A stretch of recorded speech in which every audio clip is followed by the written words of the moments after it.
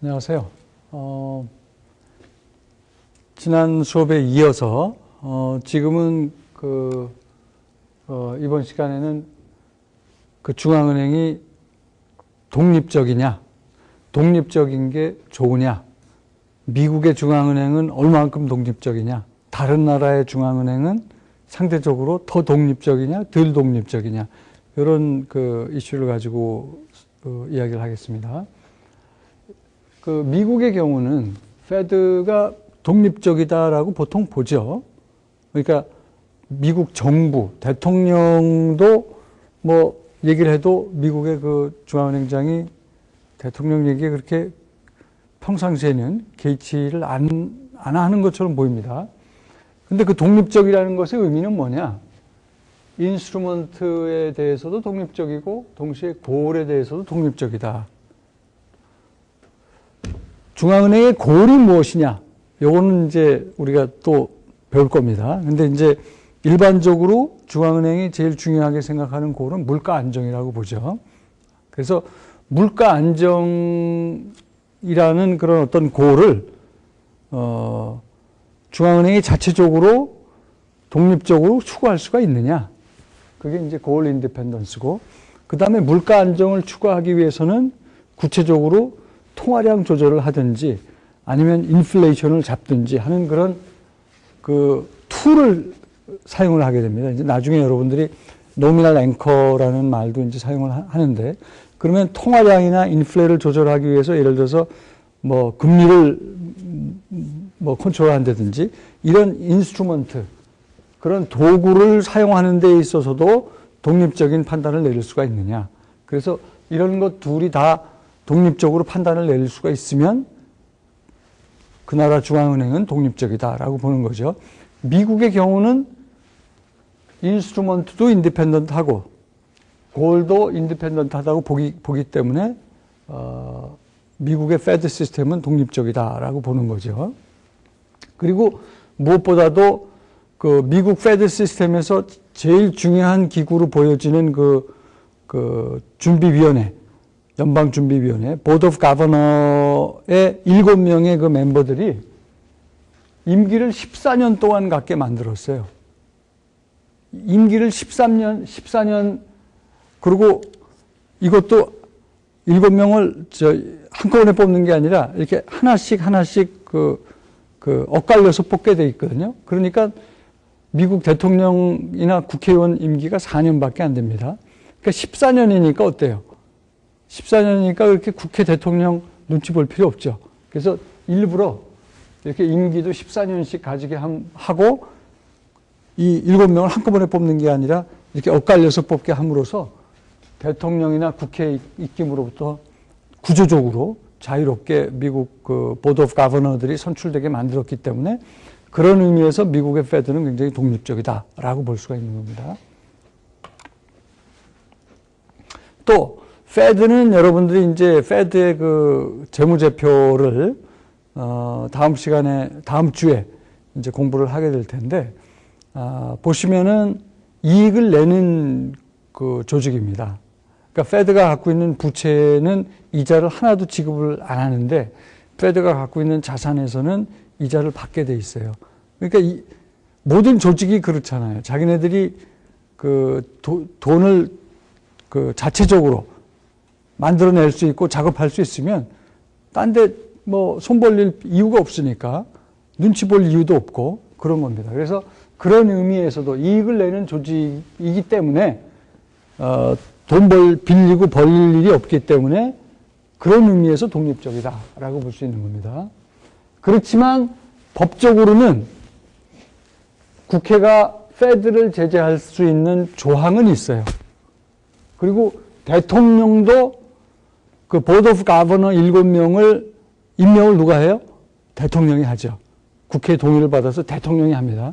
그렇기 때문에 간접적으로는 어느 정도의 영향을 미칠 수 있는 여지는 있기는 있다. 그렇지만 다른 나라와 이제 조금 여러분들이 보시겠지만 비교해 볼 때 미국의 페드는 굉장히 독립적인 조직이고 임기도 그렇고 이익을 낸다는 측면에서도 그렇고 또 독립적이라는 것의 의미가 뭐라고 그랬죠? 인스트루먼트 인디펜던트하고 골 인디펜던트 하느냐라는 물음에 대해서도 보면은 그렇다라고 얘기할 수 있는 겁니다. 그 우리나라는 어떨 것 같아요? 우리나라 미국의 페드 얘기를 했기 때문에 우리나라 한국은행 얘기를 잠깐 여기서 하면은 분류상으로는 민간기구로 되어 있지만 실질적으로는 정부의 입김이 굉장히 세죠. 그리고 실제로 그 미국의 FOMC 같은 곳이 우리나라에는 금융통화위원회입니다. 이게 이제 미국의 조금 전에 여러분들이 봤던 FOMC랑 똑같은 기구예요. 이게 이제 구조는 미국은 페드 시스템으로 되어 있지만 우리나라는 중앙은행 하나가 그 일을 다 합니다. 그리고 하는 일 자체는 비슷해요. 미국에 FOMC가 있으면 우리나라에는 금융통화위원회가 있고 FOMC가 12명으로 만들어진 데 반해서 우리는 7명으로 만들어지고 여기에 의장이 그 90년대 말까지는 재무장관, 경제기획원 장관, 이런 사람들이, 그러니까 그 관료가 했었어요. 그 정부 그 장관이 했었는데, 90년대 후반부터는 이제 한국은행 총재가 이제 금융통화위원회 위원장이 됐죠. 그런 의미에서는 조금 한국은행도 이제 독립적이 되려고 노력을 했지만 지금까지도 보시면은 뭐 언론을 통해서 여러분들이 뭐 자주 나오는 게 지금 뭐 하도 이 정부 조직이 바뀌어가지고 기획재정부 장관인가요, 이제는? 그 사람이 계속 한국은행 통화정책에 대해서 목소리를 내잖아요. 그러니까 정부에서 아직까지도 굉장히 우리나라는, 정부 입김이 굉장히 강하게 작용을 하는 편입니다. 그래서 그런 의미에서는 미국 페드랑 비교를 해보면 덜 독립적이다라고 봐야죠. 근데 하여튼 비교를 해보면 하는 일들은 이제 차차 또 얘기가 나오겠습니다만 미국 페드가 하는 일을 우리나라 한국은행은 그곳에서 보통 다 합니다. 다 하고 일은 비슷한데 독립적이냐 그런 질문에 들어가면은 우리나라 한국은행은 미국 페드보다는 덜 독립적이다라고 얘기할 수밖에 없어요. FOMC 얘기는 미국의 FOMC 얘기가 아까 우리가 지난 시간에 배웠으니까, FOMC랑 비교를 하면은 금융통화위원회는 7명으로 되어 있고, FOMC는 12명으로 되어 있고, 그 다음에 FOMC는 1년에 8번 모인다고 그랬죠. 그러니까 한 달에 한 번을 못 모이는 거죠. 근데 우리는 매달 두 번째, 넷째 주 목요일에 정기회의가 있습니다. 그러니까 훨씬 자주 모이죠.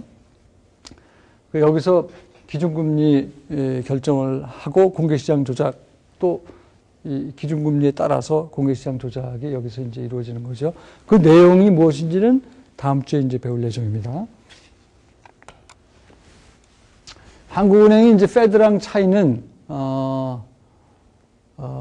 행정부로부터 완전히 독립되어 있지 못하며 국회에 대해서도 우리는 설명 책임을 지고 있습니다. 그래서 그 한국은행 총재가 국회의원들 앞에서 뭐 이렇게 설명하고 그러는 것들 여러분 신문, 언론, 방송을 통해서 많이 보셨을 거예요. 그래서 우리는 하여튼 그 독립성에 있어서는 미국만 못하다. 조금 전에 말씀드린 대로 재경부 장관이 금융통화위원회 이제 의장을 98년까지 이제 맡았는데 그 이유는 이제 하는 총재가 금융통화위원회 위원장을 맡는 식으로 바뀌었지만, 그럼에도 불구하고 한국은행이 독자적으로 통화정책을 수행하고 있다고 보기는 좀 어렵습니다. 아직까지도. 그 다음에 이제 요것도 이제 나중에 또 배울 텐데, 페드는 통화정책뿐만이 아니라, 뭐 이렇게 다른 그 경제 관련 문제에서도 깊이 관여를 하게 돼 있습니다.